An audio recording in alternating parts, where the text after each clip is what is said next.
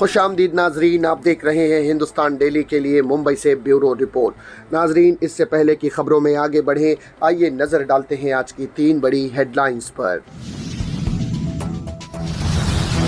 मणिपुर में इंडिया का दौरा, पीड़ितों का दर्द जानकर राज्यपाल से मिले विपक्षी सांसद, कहा हालात है बेकाबू।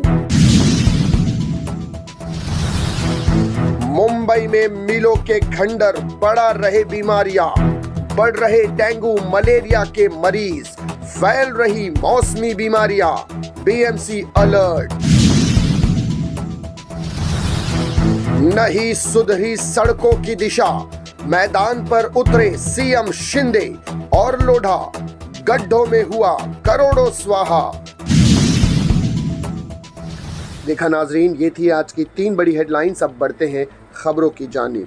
हिंसा प्रभावित मणिपुर की जमीनी हकीकत जानने के लिए विपक्षी दलों के सांसद राज्य के दौरे पर हैं।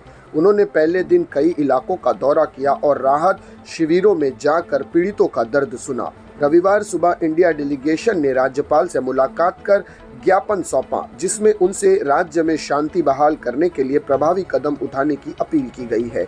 इस ज्ञापन में कहा गया कि आपसे यह भी अनुरोध है कि आप केंद्र सरकार को पिछले उन 90 दिनों से मणिपुर में कानून और व्यवस्था के पूरी तरह से खराब होने के बारे में अवगत कराएं, ताकि उन्हें शांति और सामान्य स्थिति बहाल करने के लिए मणिपुर में अनिश्चित स्थिति में हस्तक्षेप करने और समक्ष बनाया जा सके। टीएसी सांसद सुष्मिता देव ने कहा कि पूरा विपक्ष मणिपुर के साथ है। जेएमएम सांसद मुआव माजी ने कहा कि गृह मंत्री अमित शाह ने दावा किया कि मणिपुर में शांति लौट आई है, लेकिन शांति कहाँ है? राज्य अभी भी जल रहा है। जबकि डीएमके सांसद कनिमोझी ने कहा कि लोग सरकार द्वारा अपमानित महसूस कर रहे हैं। उन्होंने दावा किया कि यहाँ के लोगों को लगता है कि हिंसा पर काबू पाने को लेकर अब सीएम एन बीरेन सिंह अब भरोसे की स्थिति में नहीं है। कांग्रेस सांसद अधीर रंजन चौधरी ने कहा कि हिंसा के चलते पूरा मणिपुर जल रहा है। लोग खुद को असुरक्षित महसूस कर रहे हैं। सुरक्षा के नाम पर एक हॉल में 400 से 500 लोग रह रहे हैं। राज्य सरकार उन्हें केवल दाल चावल मुहैया करा रही है। बच्चों को पूरे दिन खाने के लिए और कुछ नहीं मिल रहा है। छोटे छोटे बच्चे दूध के लिए तरस रहे हैं। शौचालय या बाथरूम की भी कोई सुविधा नहीं है। जिस तरह से लोग शिविरों में रह रहे हैं, ये बहुत दुखदायक है। तो ये थी नाजरीन अब तक की पहली बड़ी खबर। अब बढ़ते हैं अगली खबर की जानिब। दक्षिण मुंबई के मिल इलाकों में मच्छरों का आतंक बढ़ गया है। इलाकों में ऊंची इमारतों के निर्माण कार्य और खाली पड़ी मिल जमीनों में जल जमाव व गंदगी के कारण पनपने वाले मच्छरों से लोग परेशान हैं। ऐसे में लोग डेंगू व मलेरिया जैसी बीमारियों के शिकार हो रहे हैं। बढ़ रहे मरीजों को देखते हुए मौसमी बीमारियों की रोकथाम के लिए बीएमसी का दावा है कि स्वास्थ्य विभाग को सतर्क किया गया है। कीटनाशकों के छिड़काव व फॉगिंग करने और इलाकों पर नजर रखने का कहा गया है। वर्ली, लालबाग, काला चौकी, शिवड़ी, लोअर परेल, भाईखल्ला, करी रोड जैसे इलाकों की कपड़ा मिल 80 और 90 के दशक में मुंबई के दिल की धड़कन हुआ करती थी, लेकिन अब ये मिलें खंडर में तब्दील हो गई है। बड़े क्षेत्र में फैली कपड़ा मिलों की जमीनों में से कुछ पर गगनचुंबी इमारतें खड़ी हो गई है या बन रही है। कुछ जमीनों पर शॉपिंग मॉल या औद्योगिक कॉम्प्लेक्स में तब्दील हो गई है, तो कुछ खाली पड़ी है।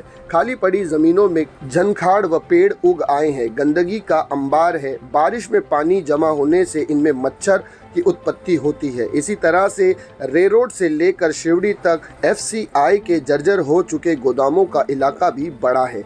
यहाँ भी गंदगी के कारण मच्छरों का साम्राज्य फैल गया है। इन इलाकों में मच्छरों का पनपने से लोग मौसमी बीमारियों की चपेट में आ रहे हैं। बारिश के बीच मुंबई में सर्दी, बुखार, डेंगू, मलेरिया और लेप्टो की बीमारियों का इजाफा हुआ है। मानसून की बीमारियों में से इस साल अधिक मामले देखे जा रहे हैं। अधिकतर मरीज लेप्टो बीमारी से संक्रमित है।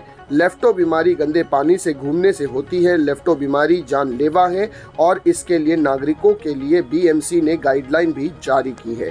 तो ये थी नाजरीन अब तक की दूसरी बड़ी खबर। अब बढ़ते हैं आखिरी खबर की जानिब। मुंबई में सैकड़ों गड्ढे हैं। इन्हें भरने के लिए इस्तेमाल किया गया मिश्रण निकल रहा है, जिससे सड़कें कीचड़ से भर जा रही है।